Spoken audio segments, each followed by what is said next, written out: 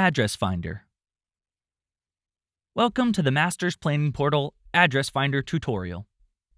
In this tutorial, we will be learning on how to use the Address Finder module, where you can search up property addresses for sites you wish to develop, or research the development potential of.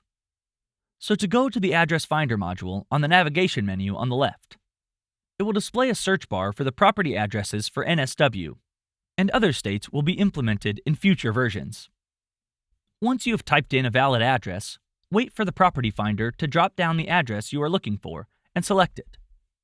This will then produce all the relevant property information on the address, including size, zoning, FSR if applicable, council allowed height of building, and other relevant information.